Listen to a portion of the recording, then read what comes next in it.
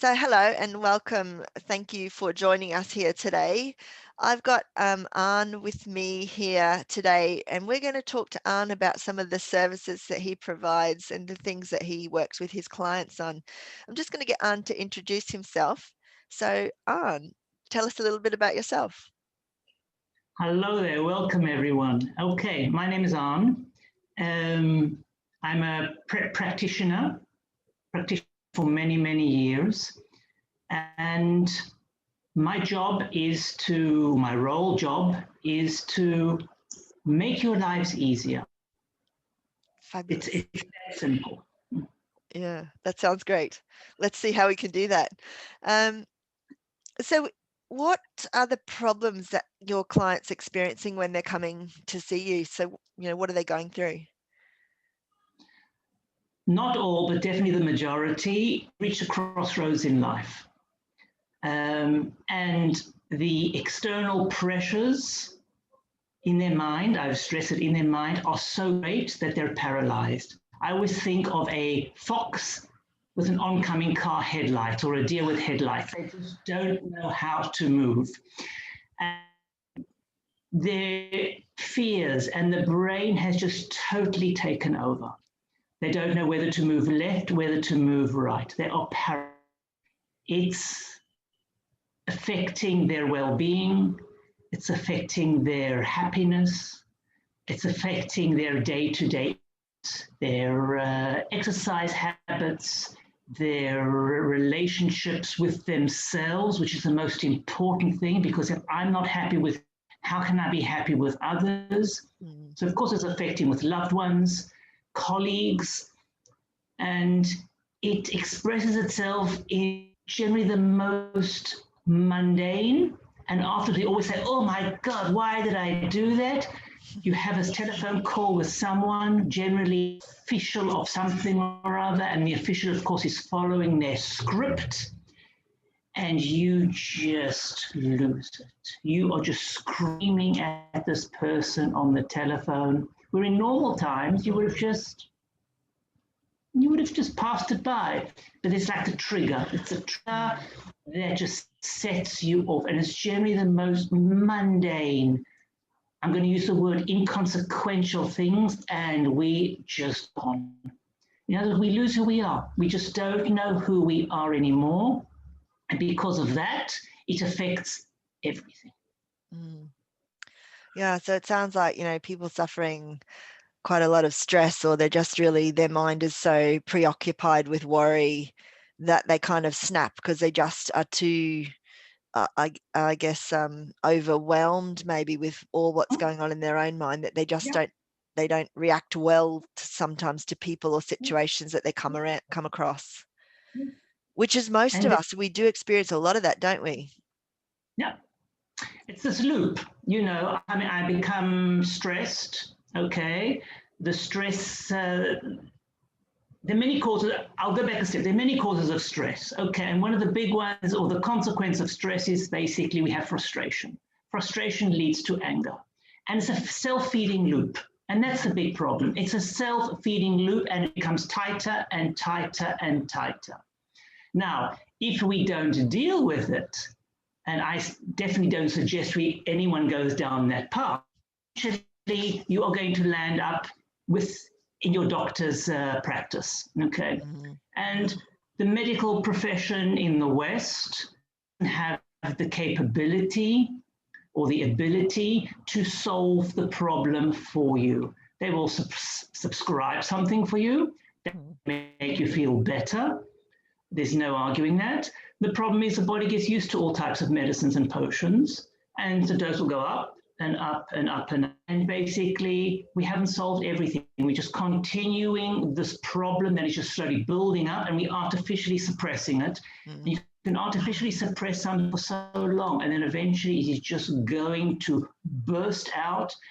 And you won't be shouting that poor little official on the telephone. You will be shouting at the whole world, including your loved ones, and you don't want to go down that route, especially when there are other alternatives.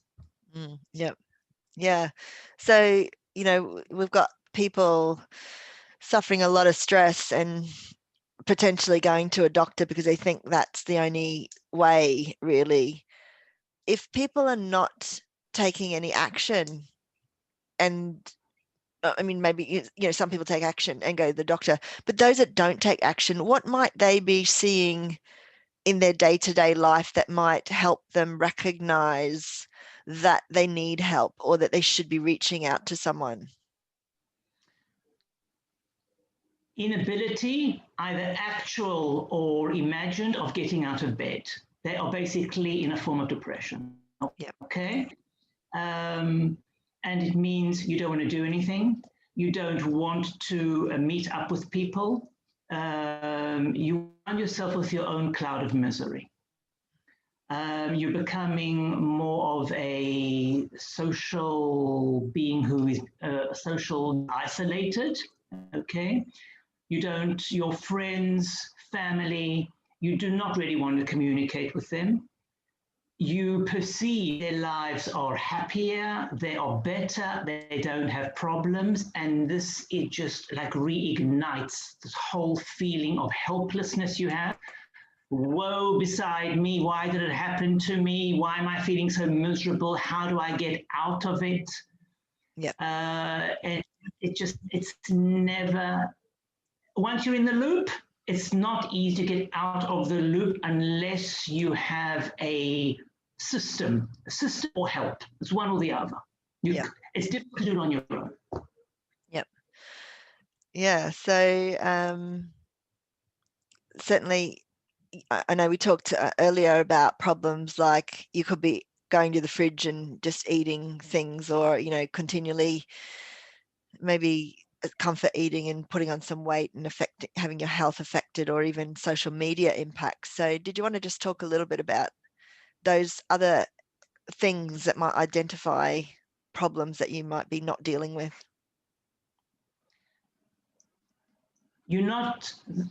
Your exercise regime will be diminished. And exercise doesn't mean a person needs to go to the gym. It's enough that you're going for a walk once a day, half an hour walk, just yourself, get the endorphins running. You're going to be doing less and less and less of that, okay? There will definitely be eating. There's going to be a lot of passive watching of television, social media. You are no longer active. You basically become a passive being. And I believe that our role in life here is to learn and enjoy. And you're no longer enjoying life, and you're no longer learning about life. So we need to break this pattern. It's not helping you. It just really isn't helping you. Yeah, exactly. Certainly, if you're not taking any action like that, like you say, consuming just social media can really, I guess, overwhelm you more, thinking that everyone else's life is great and yours is really quite difficult, and that, you're the only one. You feel like you're the only one that's in that experience, don't you?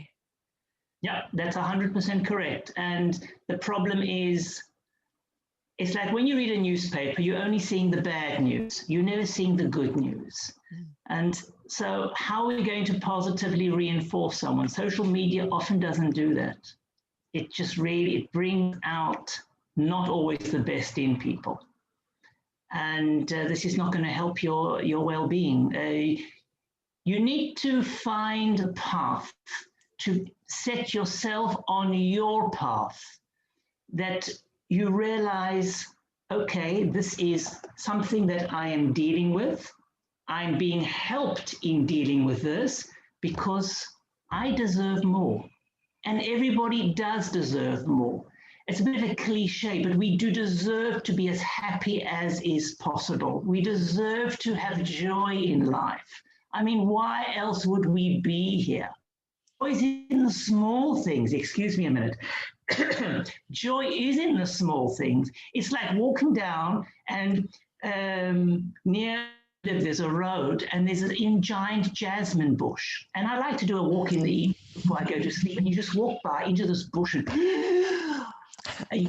this bush and you just think, oh, life is amazing. And it's one bush. And I'm not talking about, sweet babies and you need to do funny things. And when your pet does the oddest thing possible, the smallest things that bring us such joy. And that is need, because when we got the small joy, it leads to bigger joy. Mm.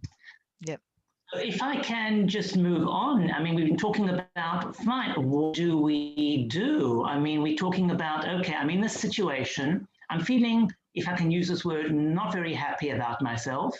This is where you have SH and lots of R's and a Y at the end, about myself. And what do we do? So we need to start with the simple basics, okay? I always call it this chattering monkey in our brain, which is also our ego, and it's their bottom line to protect us. But sometimes it goes out of whack. And when it goes out of whack, it needs to be brought back into the straight and narrow. So how do I calm down my mind? And why is it important to calm down my mind? Because if my mind is calmed down and is no longer overtaking my entire life, I have the ability to recalibrate, see things in new perspectives. I can move. I'm no longer that poor fox or lights that are coming right there. Yeah. Yeah. So when people do start to take some actions, what might they do initially, and what might they experience when they do start to take action? We need to get the endorphins running, endorphins moving. It's one of the feel-good hormones in the body. And so the one simple thing is a walk. Nothing serious, just go for a walk, half an hour, 45 minutes, but it should be at least, they suggest minimum. Wherever you wish. You can be around the neighborhood, you can get in your car and go to somewhere in nature, whichever is easy for you. The only thing I would suggest is, if you do wish to have earphones and listen to something, just let it be light music, not a podcast, because the idea is to calm the brain down. You don't want the brain suddenly thinking about other things and then suppressing. We just want the brain to just clear everything out. So that's one of the first things I would suggest, is a little bit of exercise. Other people enjoy swimming. If you enjoy swimming, get into the swimming pool and just start those laps. And after a while, initially you'll be thinking about, oh, what am I going to have for dinner tonight? And then after a while, the brain will just empty itself, just going back and forth, back and forth. So it has to be a sport that is mundane, it is almost ritualistic, and it is very, very repetitive. Yep. Something else I would suggest is a breathing exercise. Something simple. Yeah. Okay. Imagine you're a tree. Okay. And your feet, it's better to be in socks or barefoot, and your feet are sinking into the ground, and all the dirt, the muck, the black, the brown inside stuff you don't want is sinking in, and Mother Earth is gratefully accepting it. And at the same time that is happening, you've got the sun above you and got this wonderful ray of shine just coming in here. So it's coming in here and it's pushing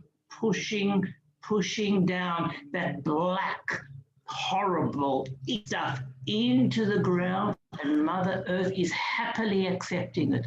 And do it whenever you want to do it. And it literally can take a minute. We can do it for 10 minutes indoors. You can do it outdoors, wherever you feel comfortable. And a third thing is, I would suggest a gratitude journal. A gratitude journal is, you keep it by your bed and you write whenever you feel like it, something you are grateful for. You on a ritualistic once a day, you can do it once every 2 days, you can do it once a week, you can do it 5 times a day, whenever is comfortable for you. And that is the secret. You're doing something, and as long as you're doing something, the endorphins and the oxytocin is starting to work. You just have to start. And gratitude, things. Thank you for this wonderful meal I had. Thank you for the sun outside. Thank you for this wonderful little puppy dog that I've got that I'm looking after and I'm taking for its walk. I mean, and it could be the big things, you know. Thank you for the loved ones in my life. Whatever is comfortable. Just let it out. Just let it out. Yeah, Those absolutely. are suggest. They're great tips, and I can kind of resonate with that really from my own perspective. Like I suffered a traumatic loss of my mother, and after 15 years of not actually taking any action, I ended up going to see a counselor because I was, overwhelmed really by not having processed it.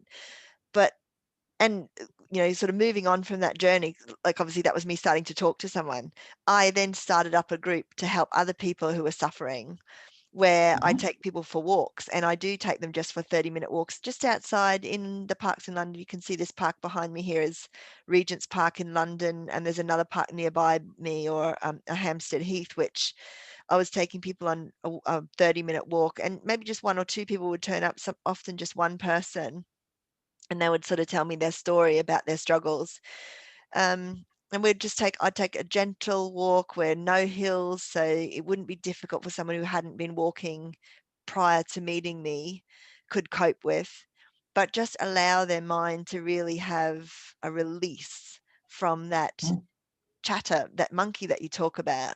So absolutely recommend people do, take your tips up there and take a little walk, going out and starting to get those endorphins running, and just even appreciating the pretty flowers, maybe the time of year, the autumn.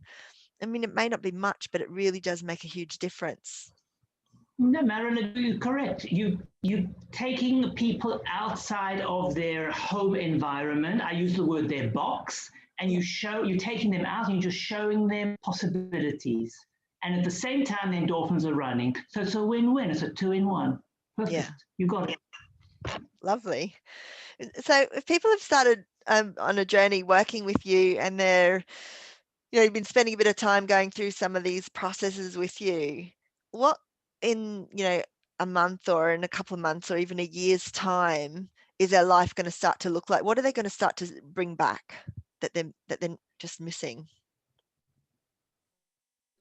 Clarity and vision, or vision and clarity. It doesn't make the minute the mind has quietened down and you can see what is, and there's always a solution. That's the first thing we have to understand. There's always a possibility, there's always a solution out there, but we have to be allowed to see it, and we are the ones who you're going to start living your life. You will be able to create the connections you need in order to move forward. And you're going to bring more learning and joy, those two things together, into your life, which is what we all need. Because bottom line, deserve to be happy. I honestly believe that. Yep. So you might, like say, start having days where you can allow yourself to be more happy, because often you might not even been doing that, might you? But even just allow that space, I guess, in the beginning, which just builds one day to the next day, and then week to month kind of, and you can get back to that place where you were before you were stuck in this little quagmire really that you're in at the moment. I think I agree with you. I think it is our the base point is for us to be happy. I mean, there are very, very few young children who are unhappy. I honestly think this is our reset button, for want of a better word. Yes. And the question is, as adults, we often lose the path, and there are many reasons why. Okay, it could be career issues, it could be relationship issues, it could be health issues, there could be many reasons why we get off the path. And the question is, how do we move onto the path? And we have the capability to do that. We do need some help to get there, and that's fine. There's nothing wrong with asking for help. And then once we're on there, you're back on the path and things start to open up, because this is what we're meant to be here. I strongly believe that. Yeah. Wonderful. And so if somebody's watching this video and would like to get in contact with you and, talk a little bit more or work with you, how would they get in contact with you? Well, when the person is ready, what I would suggest is they find the person, and I'm one of them, there's no arguing that, who suits them. Everyone is a different person. And that person could be from the, I would call the Western medicine world, okay, like classic psychotherapy. It could be alternative medicine. There could be healing. There are many, many, many different people, and they all offer amazing techniques, and they get results. So what I would suggest is that the client or the future client reads up about testimonials, speaks to people they know, and finds the perfect fit for them. And I'll add one other step. Not always the first meeting with the person answers all your expectations. Sometimes a second or a third meeting is required.